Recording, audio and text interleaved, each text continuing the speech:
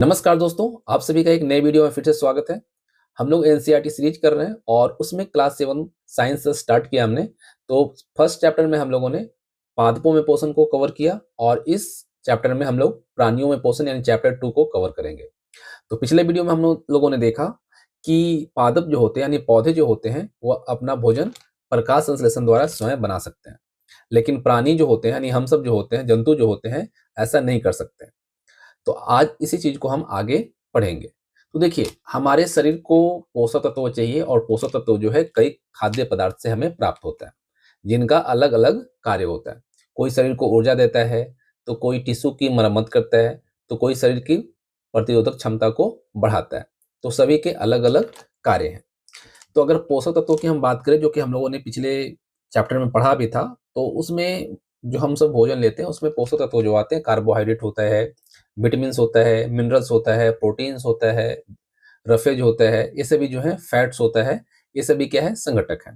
तो अगर मुख्य पोषक तत्वों की बात करें तो कार्बोहाइड्रेट ये ऊर्जा का प्रमुख स्रोत है। हमें कहाँ से प्राप्त होता है? अनाज से, आलू से, चावल से और चीनी में ये प्रचुर मात्रा में पाया जाता है। प्रोटीन प्रोटीन जो है हमारे शरीर की वृद्धि और ऊतक की मरम्मत में सहायक होता है। ये आपको कहाँ से प्राप्त होता है? दूध से, दाल, अंडा और मांस, इससे के जो है अच्छे सोर्स हैं। फैट यानी वसा जो है ऊर्जा का संचित रूप होता है, जो तेल, घी, मक्खन ये सभी से पाए जाते हैं। विटामिन जो है शरीर के सुचारू कार्य और रोग प्रतिरोधक क्षमता के लिए आवश्यक होता है। मिनरल्स यानी खनिज, हड्डी हड्डी जो हमारे बोन्स जो होते हैं, दांत और रक्त निर्माण में सहायक होता है। वाटर जो है यानी जल जो है वो जीवन के हर कार्य के लिए आवश्यक है। यह पोषक तत्वों में परिवहन में मदद करता है। और रेशा या जिसे हम रफेज कहते हैं, ये पाचन को सुचारू बनाता है और शरीर से जो अपशिष्ट है उसको बाहर निकालने में मदद करता है। तो कह सकते हैं भोजन के ये सभी जो घटक हैं वो मिलकर हमारे शरीर को पूर्ण पोषण प्रदान करते हैं। ठीक है। और अगर इनमें से कोई भी घटक लंबे समय तक न मिले तो हमारे शरीर में इसकी कमी से रोग उत्पन्न हो सकते हैं।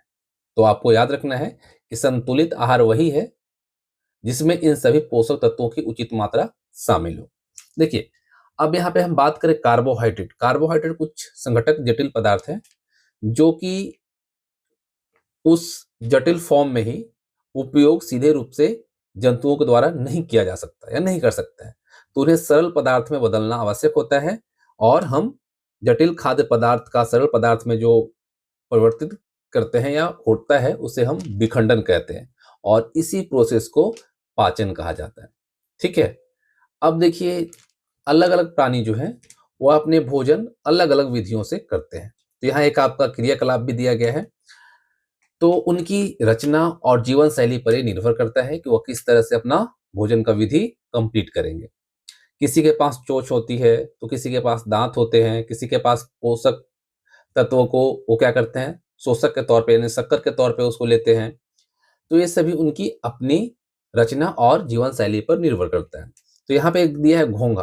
घोंघा, देखिए घोंघा की बात हम करें उससे पहले आपको मैं बता दूं, फिल्टर फीडिंग ये होता है जल में उपस्थित सूक्ष्म जीव जो होते हैं वो भोजन कणों को छानकर ग्रहण करते हैं। इसमें आता है व्हेल, स्पॉन्ज और जीव जो अपने भोजन को कोशिका झिल्ली से घेर कर भीतर लेता है वो है अमीबा। तो ये सभी चीजों को आप थोड़ा ध्यान दीजिएगा। अब यहाँ पे जो हमें क्रियाकलाप में दिया है उसमें देखिए तो घोंघा घोंघा देखिए शाकाहारी भी है और अपघटनकारी भी है। इरेडुला की तरह रगड़ने पोंछने से पत्ती और सड़े गले पदार्थ खाता है, यानी कि छिलना और रगड़ना इसका हो जाएगा। चींटी की बात करें तो ये क्या है, चींटी जो है आपका कहाँ से, चीनी, बीज, कीट इन सभी पे आपको ज्यादा इसका भोजन होता है। ये विविध भक्षी है और इसका जो खाने का तरीका है वो क्या है, शिकार काटना या चबाना या खाद्य कणों को उठाकर ले जाना, कभी कभी संग्रह भी करती है ना। चील चील जो है ये मांसाहारी है। शिकार पकड़ना और तेज चोंच से मारकर फाड़ कर खाना, बड़े टुकड़े निगलना या फाड़ फाड़ कर खाना, ये सभी इसके क्या है, लक्षण है। आहार प्रकार और आहार विधि ऐसी चीजों को आप देख लीजिएगा। जू है, जू क्या करता है, जू जो है ये परिजीवी है। ठीक ना, शरीर का रक्त को क्या करता है, सक करता है, चूसता है। मच्छर भी क्या है, मच्छर जो है परिजीवी है, रक्त निक्षेपक है। तो ये रक्त पर निर्भर है यानी ब्लड पे, और ये नुकीली क्या करता है, हमारे त्वचा में अपनी डंक को मार करके ब्लड को चूसता है। तो ये सभी चीजें जो है आप कर लीजिएगा। अब देखिए यहाँ पे आगे हम बढ़े तो मानव में जो पाचन होता है वो कैसे होता है। तो उससे पहले आपको मैं बता दूं कि मानव में पाचन जो है मुख द्वारा भोजन का अंतर्ग्रहण हम सब करते हैं। किसके द्वारा? मुंह के द्वारा, मुख के द्वारा। तो मनुष्य क्या है? ओमनिवोरस है, सर्वाहारी है, यानी कि वह पौधे को भी खाता है और जंतु दोनों से भोजन प्राप्त करता है। और भोजन में कार्बोहाइड्रेट, प्रोटीन, वसा, विटामिन और खनिज लवण जैसे विभिन्न पोषक तत्व होते हैं, जैसे कि हम लोगों ने पहले भी बात की। और इन जटिल पदार्थों को शरीर में उपयोग करने के लिए हम सब सरल पदार्थों में बदलने की जो प्रक्रिया फॉलो करते हैं उसे पाचन कहते हैं। ठीक है। अब यहाँ पे आप देख रहे हैं जो हमारा पाचन शुरू होता है तो यहाँ से मुख से होता है। मुख से हम लोग जब इंटर करते हैं अपने भोजन को, उसके बाद मुख गुहिका में जाता है। उसके बाद आपका ग्रसिका में, ग्रसिका से आपका आएगा छोटी आंत, अमाशय, उसके बाद छोटी आंत, उसके बाद बड़ी आंत, फिर उसके बाद नीचे आ जाता है कहाँ पे? गुद्दा से। ठीक है। तो अब इसको अगर हम देखें पाचन की परिभाषा के तौर पे, तो देखिए पाचन की परिभाषा क्या हो सकता है? तो भोजन के जटिल अणुओं को एंजाइम की सहायता से छोटे, घुलनशील और अवशोषित हो सकने वाले अणुओं में तोड़ने की प्रक्रिया पाचन कहलाती है। ठीक है, जो कि हम लोगों ने यहाँ पे देखा भी है ना। देखिए यहाँ पे हम लोगों ने देखा भी था पाचन क्या होता है, तो इस चीज को आप याद रखिएगा। सबसे अच्छा अगर आप बोर्ड लेवल के बच्चे हैं तो आपके लिए काफी अच्छा रहेगा कि भोजन की परिभाषा अगर आपसे पूछ लिया जाए तो भोजन के जटिल अणुओं को एंजाइम की सहायता से छोटे और सोलुबल यानी घुलनशील और अवशोषित हो सकने वाले अणुओं में तोड़ने की प्रक्रिया को पाचन कहते हैं। पाचन तंत्र के जो अगर प्रमुख अंग की बात करें तो मुख, जो कि यहाँ पे आप देख रहे हैं। ठीक है, मुख। आप एनसीईआरटी बुक खोल लेंगे ज्यादा अच्छा रहेगा, है ना। तो मुख से यहाँ देखिए मुख क्या है? भोजन को चबाना, लार में उपस्थित एमाइलेज एंजाइम को क्या करता है? एंजाइम से कार्बोहाइड्रेट का प्रारंभिक पाचन शुरू होता है। ठीक ना, भोजन को चबाना किसका काम है? और साथ ही साथ मुंह में ही हमारा क्या होता है? लार जो उपस्थित होता है उसमें एमाइलेज एंजाइम से कार्बोहाइड्रेट का प्रारंभिक पाचन होता है। उसके बाद आता है क्या? आपका ग्रसिका, जिसको कि हम ग्रास नली भी कहते हैं। ये भोजन को मांसपेशीय संकुचन द्वारा कहाँ पहुंचाता है? अमाशय में पहुंचाता है। ठीक है, ये संकुचित होते रहता है और उसके द्वारा क्या होता है? भोजन यहाँ से नीचे घसकते घसकते कहाँ तक आ जाता है? अमाशय में पहुंच जाता है। अमाशय जो है ये क्या काम करता है? यहाँ पर एचसीएल और पेप्सिन एंजाइम के द्वारा प्रोटीन का पाचन आरंभ होता है। ठीक है, यहाँ पे एचसीएल और पेप्सिन एंजाइम के द्वारा प्रोटीन का पाचन आरंभ होता है। कहाँ पे? स्टोमक में, अमाशय में। उसके बाद कहाँ पे आ जाता है? आपका जो भोजन है वो आता है कहाँ? छोटी आंत में। ठीक है, छोटी आंत में जब आता है तो क्या होता है? अग्नाशय और यकृत के रसों की सहायता से कार्बोहाइड्रेट, प्रोटीन और वसा का पूर्ण पाचन होता है। ठीक है, किसका किसका? कार्बोहाइड्रेट, प्रोटीन और वसा का पूर्ण पाचन होता है। किसकी सहायता से? तो यकृत से जो रस निकलते हैं उसकी सहायता से। उसके बाद भोजन कहाँ पे आता है? उसके बाद आपका आता है बड़ी आंत में। यहाँ पे अवशिष्ट पदार्थों से जल का अवशोषण होता है और उसके बाद मलाशय या गुद्दा से क्या होता है? अपचित जो जो फूड है जो पचता नहीं है वो पदार्थों का निष्कासन होता है। ठीक है, तो इस प्रकार से मानव शरीर में भोजन एक क्रमबद्ध तरीके से गुजरता है। यानी कि अगर देखा जाए तो यहाँ पे आपको सारी चीजें दी गई हैं। तो अंतर्ग्रहण, पाचन, अवशोषण, आत्मसात और उसके बाद निष्कासन। और ये जो प्रक्रिया है हमारे शरीर को ऊर्जा और पोषण दोनों प्रदान करती है। ठीक है, यहाँ पे हम लोगों ने देखा सभी चीजों के बारे में। मुख और मुख गुहिका, तो भोजन का अंतर्ग्रहण मुख द्वारा होता है और आहार को शरीर के अंदर लेने की प्रक्रिया जो है या क्रिया जो है उसे हम क्या कहते हैं? अंतर्ग्रहण कहते हैं। हम लोगों ने देखा इस चीज को। आपको मैं बता दूं, मुख गुहिका और मुख जो है वही स्थान है जहां भोजन सबसे पहले क्या होता है? प्रवेश करता है और यहाँ से पाचन की यात्रा जो है वो शुरू हो जाती है, प्रारंभ हो जाती है। मुख गुहिका में मुख्य रूप से 3 घटक होते हैं। क्या क्या होता है भाई? तो एक तो आपका दांत हो जाता है, दूसरा जीभ और तीसरी लार ग्रंथियां। ये कहाँ आती है? मुख गुहिका में। अब मुख का कार्य क्या है? मुख का कार्य क्या है? तो इसका अगर हम कार्य की बात करें तो मुख में भोजन को चबाकर छोटे छोटे टुकड़ों में तोड़ा जाता है और लार के साथ मिलाकर उसे क्या किया जाता है? गीला किया जाता है ताकि इससे निगलना आसान हो सके। उसके बाद दूसरा कार्य आता है जीभ का। ठीक है, जीभ जो है वो मुख्य रूप से मुख में भोजन को चबाकर छोटे छोटे टुकड़ों में तोड़ा जाता जब है, तो जीभ क्या करता है, जीभ एक पेशीय अंग है जो मुख के तल यानी जो फ्लोर होता है उस पर स्थित होता है, और ये भोजन को इधर उधर करने और चबाने में सहायता करने के साथ निगलने में महत्वपूर्ण भूमिका निभाती है। जब मुख में क्या हो जाता है, भोजन छोटे छोटे टुकड़ों में टूट जाते हैं, उसके बाद जीभ का एक कार्य होता है। अब देखिए, स्वाद का भी अनुभव जीभ के द्वारा ही हमें होता है। ठीक है, यहाँ पे देखें, अगर स्वाद के बारे में, तो हमें कहाँ से प्राप्त होता है, ये जीभ से होता है। स्वाद का अनुभव जीभ पर छोटे छोटे जो स्वाद कली होती है, टेस्ट बर्ड जो होता है, उसके द्वारा होती है। और जो मुख्य जो स्वाद हैं वो 4 हैं: मीठा, खट्टा, कड़वा और नमकीन। इन सभी को पहचानती है। भोजन का मिलाना जो होता है, वो जीभ भोजन को लार के साथ अच्छी तरह मिलाती है, और जीभ हमें बोलने में भी सहायता करती है। ठीक है, अब देखिए एक चीज याद रखिएगा कि जीभ का जो आगे का भाग होता है वो मीठे स्वाद को, किनारे का जो होता है वो खट्टे स्वाद को, और पीछे के भाग हमें कड़वा स्वाद को पहचानने में मदद करता है। ठीक है, और दांतों से जो हम भोजन चबाते हैं, तो वह कैसी विधि होती है, यांत्रिक विधि होती है। याद रखिएगा इस चीज को। अब बात करते हैं दांत की, टीथ की। तो यहाँ पे आप दांत देख रहे हैं। तो दांत जो होते हैं मेनली, आपने सुना होगा दूध की दांत। दूध की दांत जो होती है वो मेनली 8 वर्ष की उम्र तक रहती है, और उसके बाद टूट करके वो परमानेंट हो जाती है। ठीक है, तो इंसीजर दांत जो होती है, इंसीजर यानी जिसे हम कटारी दांत कहते हैं, जो काटने के काम में आता है, जो भोजन को काटता है, उसकी संख्या कितनी होती है, 4 होती है। उसके बाद कैनाइंस आता है, रदनक, जो कि भोजन को फाड़ने में काम करता है। उसकी क्या होती है, उसकी संख्या 2 होती है। मैं एक तरह का बता रहा हूँ, जितने ही बता रहा हूँ उसका डबल होगा। ठीक है, जैसे कटा इंसीजर जो है वो 8 है, रदनक यानी कैनाइन जो है वो 4 हैं, और प्री मोलर जो होते हैं वो 8 होते हैं, जिनका काम होता है भोजन को चबाना और पीसना। और जो मोलर्स होते हैं उनकी संख्या कितनी होती है, 12, जो कि भोजन को बारीक पीसना उन्हीं का कार्य होता है। यानी कि अगर देखा जाए तो प्रत्येक जबड़े में कितने हो गए, नीचे 16 और ऊपर 16, यानी कि टोटल 32 होते हैं। और दांतों की संख्या और आकार जो है वो मनुष्य के सर्वाहारी स्वभाव के अनुसार बनाए गए हैं, जिससे वह पौधे और मांस दोनों को खा सके। ठीक है, देखिए यहाँ पे दिया गया है कि दूध के दांत जो कहा जाता है वो क्या होता है, हमारे दांतों का प्रथम सेट शैशवकाल में निकलता है, और लगभग 8 वर्ष की आयु तक ये सभी दांत गिर जाते हैं, और इन्हें हम दूध का दांत कहते हैं। ठीक है, उसके बाद जो दांत उसके स्थान पे दूसरा आता है, उसे हम अस्थाई दांत कहते हैं। अब देखिए आगे, देखिए हम लोगों ने जीभ के बारे में देखा था। आपको मैंने बताया था कि जीभ जो है, आगे का जो भाग है, इससे हम सब क्या करते हैं, इससे मीठे स्वाद का परिचय हम लोग करते हैं।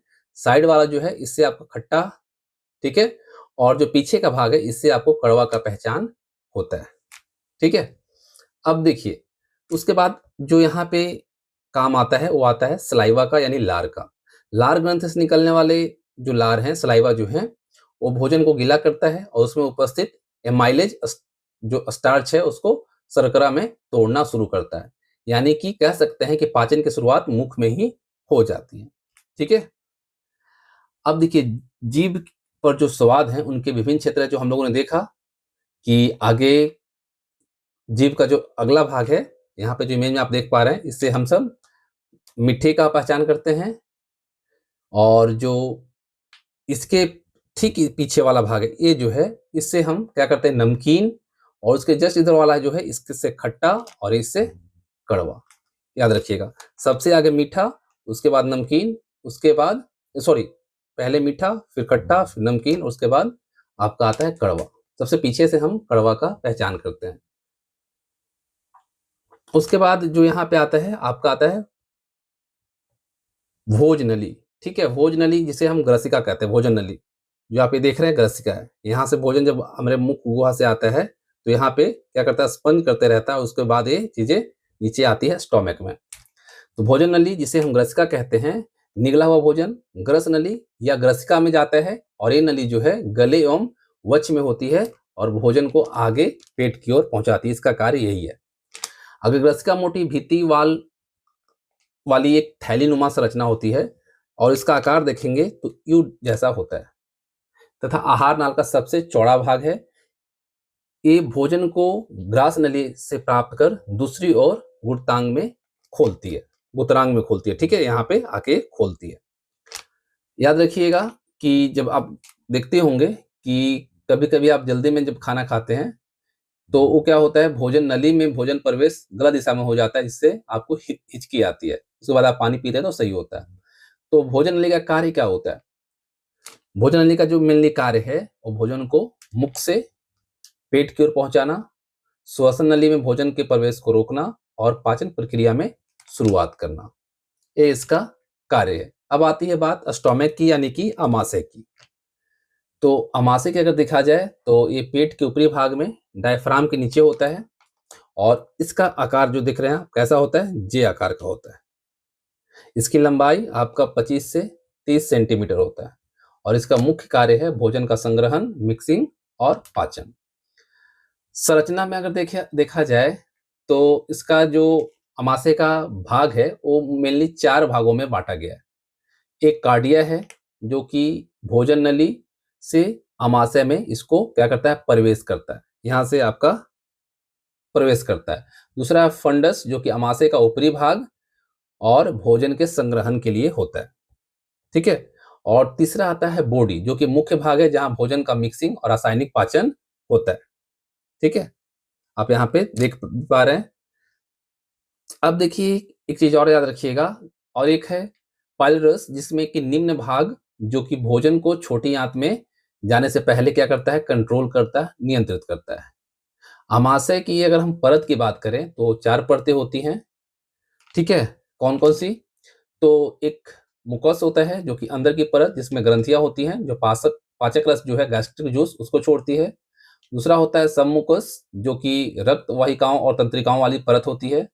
तीसरा होता है मस्कुलर लेयर जो कि मांसपेशियों की परत भोजन को मिक्स करने और पेच में उसको पेंच करने के लिए काम कार्य करता है। और तीसरा है सेरोसा जो कि बाहरी पतली परत है जो पेट को क्या करती है, कवर करती है। अब देखिए यहाँ पे एक चीज मेंशन करनी है आपको कि इसका कार्य क्या होता है। तो भोजन का संग्रहण और धीरे धीरे छोटी आंत में प्रवाह करना इसका मेन काम है। भोजन को मिक्स करना और उसे लिक्विड या काइमस में बदलना, और पाचक रस जो कि हाइड्रोक्लोरिक एसिड और एंजाइम होता है उसके माध्यम से रासायनिक पाचन, साथ ही साथ जो हानिकारक बैक्टीरिया होती हैं उनको मारना। ठीक है, इसके बाद जो आता है वो आता है क्षुद्रांत यानी कि छोटी आंत। इसकी लंबाई जो होती है मेनली 7.5 मीटर लंबी, अत्यधिक कुंडलित नली है और यह यकृत और अग्नाशय स्राव प्राप्त करती है। ठीक है, इसका भाग जो है डिओडेनम, जेजुनम और इलियम है। इसका मुख्य कार्य अगर देखें तो रासायनिक पाचन और पोषक तत्वों का अवशोषण है। और ये कहाँ पे रहता है? तो आमाशय के बाद और बड़ी आंत से पहले, जो कि आप यहाँ पे देख भी पा रहे हैं, देखिए यहाँ पे। ठीक है, ये है आपका छोटी आंत, देख रहे हैं ना। चलिए आगे बढ़ते हैं और संरचना की बात जब हम करें तो इसमें क्या क्या चीजें हैं देखते हैं। छोटी आंत,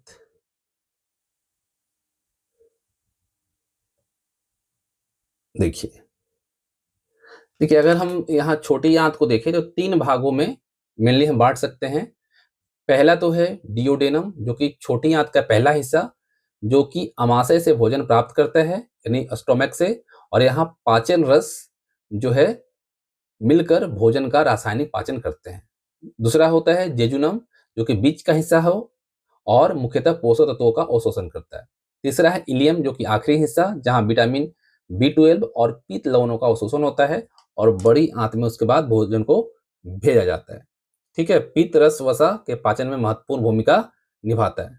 ठीक है, याद रखिएगा। और जहां से पित्त रस स्रावित होती है वह एक थैली होती है जहां पे वो संग्रहित करता है, उसे हम पित्ताशय कहते हैं। देखिए छोटी आंत में जो पाचन होता है उसमें रासायनिक पाचन मुख्य रूप से किससे, आपका पैनक्रियाटिक जूस, अमाइलेज, ट्रिप्सिन्स और लाइपेज जैसे एंजाइम के द्वारा कार्बोहाइड्रेट जो है वो प्रोटीन और वसा का पाचन करता है। उसके बाद पीत यानी बाइल जो होता है यकृत द्वारा निर्मित वसा को इम्लिसिफाई करता है जिससे कि वसा जो है आसानी से पच जाती है। और तीसरा होता है इंटेस्टिनियल जूस, जो कि छोटी आंत की परत से निकलने वाला रस है, जो अंतिम पाचन क्रिया में मदद करता है। और सबसे बड़ी बात है, याद रखिएगा, छोटी आंत की अंदरूनी सतह पर विली और माइक्रोविली होते हैं, जो कि सतही क्षेत्र बढ़ाते हैं और पोषक तत्वों के अवशोषण को तेज करते हैं। ठीक है। वसा वसा क्या है? वसा अम्ल एवं ग्लिसरॉल में तथा प्रोटीन एमिनो अम्ल में परिवर्तित हो जाते हैं। इस चीज को भी आप याद रखिएगा। कार्बोहाइड्रेट जो है सरल शर्करा जैसे कि ग्लूकोज में परिवर्तित हो जाते हैं। सभी चीजें इंपॉर्टेंट है। अब देखिए एक चीज याद रखिएगा, क्षुद्रांत में अवशोषण। ठीक है, इस सब चीजों को हमने देखा कि बचा हुआ भोजन अवशोषित होकर क्षुद्रांत की भित्ति में स्थिर रुधिर वाहिकाओं में चला जाता है और इस प्रक्रम को हम अवशोषण कहते हैं। ठीक, अब आता है गॉल ब्लाडर। ठीक है, मानव शरीर में पित्ताशय जो होता है, गॉल ब्लाडर जिसे हम कहते हैं, ये पित्ताशय जो है एक छोटा नलिका जैसा अंग है जो कि लीवर के नीचे स्थित होता है और इसका मुख्य कार्य जो है यकृत द्वारा निर्मित जो पीत है उसको संग्रहित करना और आवश्यकता अनुसार छोटी आंत में छोड़ना। ठीक, इसका लंबाई अगर देखें तो 7 से 10 सेंटीमीटर के आसपास होता है। पीत जो है, हम लोग बाइल के बारे में जाने तो बाइल क्या है? एक पाचक द्रव्य है जो वसा के पाचन में सहायक होता है। और पीत में पीत लवण जो होता है, बाइल सॉल्ट जो होता है, बिलिरुबिन, पानी और खनिज तत्व होते हैं। ठीक है, बिलिरुबिन क्या करता है? लाल रक्त कोशिकाओं से क्षय से उत्पन्न पीत का रंग देता है। और जो यहाँ पे पीत लवण है वो वसा को एम्ल्सिफाई करता है और छोटे छोटे बूंदों में तोड़ता है जिससे कि लिपेज एंजाइम आसानी से पच सके। देखिए, पित्ताशय और पित्त रस का कार्य अगर देखें तो यकृत द्वारा निर्मित जो पीत है उसको संग्रहित करता है, छोटी आंत में वसा के पाचन के लिए आवश्यक मात्रा में पीत को छोड़ता है और वसा को इम्ल्सिफाई करना जिससे कि पाचन आसान होना, ये सभी इसके कार्य हैं। अब बात आती है छोटी आंत में अवशोषण, जो कि हम यहाँ पे देख रहे हैं। ठीक है, तो छोटी आंत मानव पाचन तंत्र का मुख्य भाग है जहाँ की भोजन से पोषक तत्वों का अवशोषण होता है और इसकी दीवार की विशेष संरचना जो है विली और माइक्रोविली सतह क्षेत्र को बढ़ाती है जिससे कि अवशोषण तेज और प्रभावी होता है, जो यहाँ पे आप देख रहे हैं। इसकी अगर हम लंबाई देखें तो मेनली 6 से 7 मीटर की होती है और मुख्य अवशोषण भाग इसका जो होता है जेजुनम और इलियम होता है। अब यहाँ पे हम देखते हैं आपकी लार्ज इंटेस्टाइन यानी कि बड़ी आंत। तो बड़ी आंत जो होती है, यहाँ पे देखिए बड़ी आंत जो है आप यहाँ देख रहे हैं, जिसे हम बृहदांत्र कहते हैं हिंदी में, तो क्षुद्रांत की अपेक्षा छोटी और चौड़ी होती है और ये लगभग 1.5 मीटर लंबी होती है। इसका मुख्य कार्य जो है जल और कुछ लवणों का अवशोषण करना है और बचा हुआ जो अपचित पदार्थ है मलाशय में चला जाता है और अर्ध ठोस मल के रूप में रहता है। इसका अगर हम देखें मुख्य कार्य तो पानी और इलेक्ट्रोलाइट्स का अवशोषण, मल का निर्माण और निष्कासन है। छोटी आंत से पोषक तत्व का अवशोषण पूर्ण होने के बाद जो अवशिष्ट पदार्थ है बड़ी आंत में पहुंचते हैं। ठीक, अब बड़ी आंत में पाचन और अवशोषण की हम बात करें, ठीक है, तो आपको मैं बता दूं कि पानी और इलेक्ट्रोलाइट्स जो है मुख्य अवशोषण, मल का गठन, फाइबर में इसको अगर देखा जाए तो अवशोषित नहीं होता है परंतु बैक्टीरिया द्वारा तोड़ा जाता है और ACFA यानी कि शॉर्ट चेन फैटी एसिड बनते हैं। बैक्टीरिया विटामिन के और कुछ विटामिन के का संश्लेषण करता है जो अवशोषित होते हैं। अवशिष्ट पदार्थों में अगर देखा जाए तो शेष कार्बोहाइड्रेट और प्रोटीन का ब्रेकडाउन होता है। तो सबसे बड़ी बात है जो कि एक लाइन में कहा जाए तो बड़ी आंत का स्वास्थ्य बनाए रखने के लिए फाइबर युक्त आहार, पर्याप्त पानी और संतुलित जीवन शैली जरूरी है। अब देखिए घास खाने वाले की अगर हम पाचन की बात करें जंतुओं में, तो रूमिनेंट जानवर का जो है पाचन तंत्र लंबा और विशेष अंगों वाला होता है, जैसे कि यहाँ पे आप देख रहे हैं। क्या करता है, घास को जल्दी जल्दी निगलकर अमाशय के एक भाग में भंडारित कर लेता है और ये भाग जो है रूमेन यानी प्रथम अमाशय कहलाता है। और रूमिनेंट में अमाशय 4 भागों में बटा होता है। रूमेन में भोजन का आंशिक पाचन होता है जिसे जुगाल यानी कर्ड कहते हैं, लेकिन बाद में जब जंतु इसको छोटे छोटे पिंडों के रूप में पुनः मुख में लाता है जिसे वह चबाता रहता है और इस प्रोसेस को हम रोमंथन कहते हैं। ठीक है, देखिए अब हमें यहाँ पे देखें तो पेटों को आप देख पा रहे हैं। ठीक है, भारी कच जो है, ठीक है, इसको हम क्या कहते हैं, रूमेन कहते हैं। तो भोजन संग्रहण और प्रारंभिक ब्रेकडाउन यहीं पे होता है। बैक्टीरिया और प्रोटोजोआ द्वारा सेलुलोज का टूटना यहीं पे होता है। आप देख रहे हैं यहाँ पे रुमेन ये आपका है, ठीक है। और उसके बाद आता है हृदय कक्ष।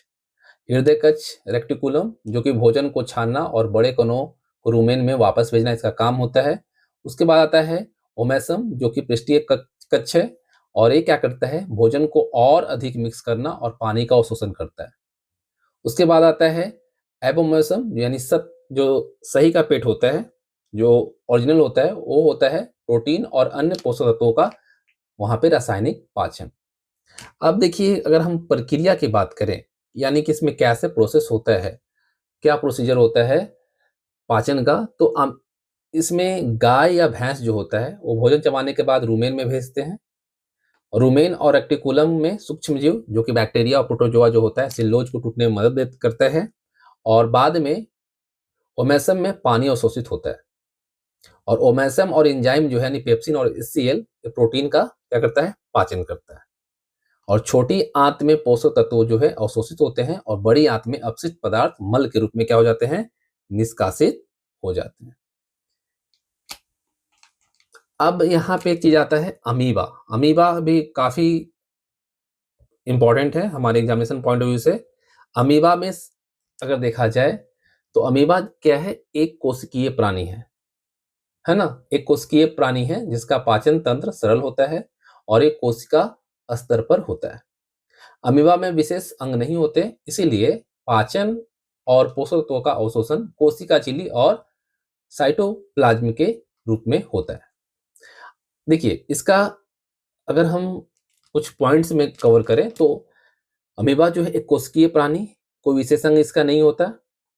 पोषक तत्व जो है पोषक तत्व ग्रहण करता है, कैसे, प्रत्यास्थ पैरों द्वारा। पाचन साइटोप्लाज्म में पाचन रस यानी एंजाइम द्वारा होता है, और अवशिष्ट पदार्थ को निष्कासित करना कोशिका झिल्ली द्वारा होता है, ठीक है। अब देखिए, पाचन तंत्र के प्रमुख कुछ चीजें हैं, जैसे यहाँ पे देख रहे हैं अवशोषण। अवशोषण क्या है, पोषक तत्वों का रक्त या लिम्फ में प्रवेश करने की प्रक्रिया। उसके बाद है एमिनो अम्ल। आपको पता है प्रोटीन के टूटने के बाद छोटे छोटे पोषक घटक होते हैं, उसे हम एमिनो अम्ल कहते हैं।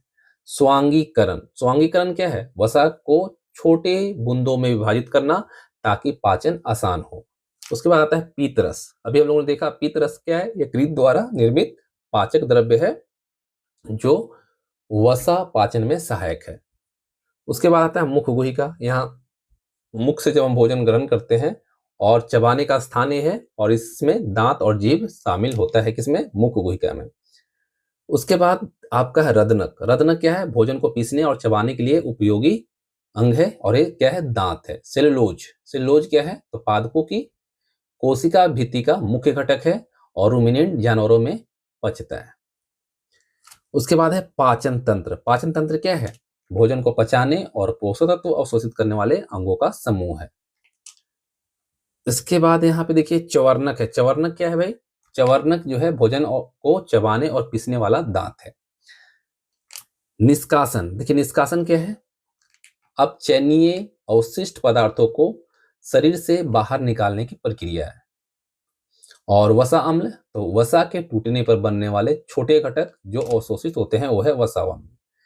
ये देखिए खाद्यान्नी। खाद्यान्नी क्या है, तो ये पाचन के लिए भोजन को संग्रहित करने का स्थान है, जैसे कि रुमेन जो कि गायों में होती है। उसके बाद पित्ताशय। पित्ताशय भी हम लोगों ने देखा, यकृत द्वारा निर्मित पित्त संग्रह करने और छोटी आंत में छोड़ने वाला अंग है। कृतंग। कृतंग क्या है, पाचन संबंधी कृत्रिम या संचरित प्रक्रिया, जिसको हम कृतक बोलते हैं। उसके बाद है अंतग्रहण। अंतग्रहण क्या है, भोजन का ग्रहण करना, जिसे हम मुख गुहिका से करते हैं। यकृत। यकृत क्या है भाई, तो पाचन तंत्र का सबसे बड़ा ग्रंथि जहां पे पित्त का निर्माण होता है। अब बात आती है ग्रसिका। तो भोजन को निगलने और पेट में भेजने वाली जो नली है उसको ग्रसिका बोलते हैं। अग्नाशय यानी पाचन, एंजाइम और इंसुलिन बनाने वाला ग्रंथि है। अग्रचवर्णक ये क्या है, भोजन को पहले चबाने और पीसने वाला दांत है, ठीक है। अब है पदाब। पदाब क्या है, तो पादप या पशु अंग को पाचन या पोषण में सहायक हो। रुमेन, अभी देखा हम लोगों ने, रूमिनेंट जानवरों का पहला पेट जहां भोजन संग्रह और प्रारंभिक पाचन होता है, यानी कि जल्दी जल्दी वो खा लेते हैं तो रूमेन में जाता है, उसके बाद वो जुगाली करके उसको खत्म करते हैं। उसके बाद है रूमिनेंट, जिसको रोमंथी भी कहा जाता है। ऐसे जानवर जो 4 कच्छे पेट वाले होते हैं, उनको हम ये कहते हैं, जैसे कि गाय, भैंस, ठीक है। उसके बाद आता है लार ग्रंथि। तो मुख्य जो हमारा मुख है, लाला ग्रंथि, तो मुख में स्थित लार ग्रंथि जो भोजन को नम करती है और न्याय देती है, उसे हम लाला ग्रंथि कहते हैं। एक आपने वर्ड देखा होगा दीर्घरोम। दीर्घरोम क्या है? तो रूमिनेंट पेट का अंतिम कक्ष है जहां की रासायनिक पाचन होता है। ठीक, तो यहाँ हमने इस चैप्टर को कवर किया और जो चीजें हैं यहाँ पे दी गई हैं। अगर देखिए कुछ क्वेश्चन करें तो आप इसे अभ्यास के तौर पे जरूर कीजिएगा, ठीक है। मानव पोषण में मुख्य चरण क्या क्या है भाई? तो अंतःग्रहण है, पाचन है, अवशोषण है, निष्कासन है। मानव शरीर का सबसे बड़ा ग्रंथि कौन सा है? यकृत है। अमाशय में हाइड्रोक्लोरिक अम्ल किसमें? पेप्सिन में। क्षुदांत जो है यहाँ आप देख रहे हैं, क्षुद्रांत की आंतरिक भित्ति पर उंगली के समान अनेक प्रवर्ध होते हैं, वे क्या कहलाते हैं? तो ग्रसिका कहलाता है, विली कहलाता है। उसके बाद है अमीबा अपने भोजन का पाचन कहाँ करता है? तो अंतर्जलीय पाचन यानी इंट्रासेल्युलर डाइजेशन में करता है। तो इस तरीके से आप इन सब चीजों को कीजिएगा। सत्य और असत्य कथनों पर चिन्हित कीजिए। मंड का पाचन अमाशय से प्रारंभ होता है, ये गलत है। मुख कैसे होता है? जीभ लाला ग्रंथि को भोजन के साथ मिलाने में सहायता करते, सही है। पित्ताशय में पित्त रस अस्थायी रूप से भंडारित रहता है, ये भी सही है। रुमिनेंट निगली हुई घास को अपने मुख से वापस लाकर धीरे धीरे चबाते हैं, ये भी सही है। तो इस चीजों को आप कर लीजिएगा, ठीक है। फिर है कि वसा का पूर्ण रूपेण पाचन जिस अंग में होता है वह है क्षुद्रांत, ठीक है। तो उम्मीद करता हूं आप सबको वीडियो पसंद आई होगी, और अगर आपको पसंद आई है तो वीडियो को लाइक और कोई भी सुझाव हो तो कमेंट बॉक्स में जरूर दीजिएगा। Thanks for watching.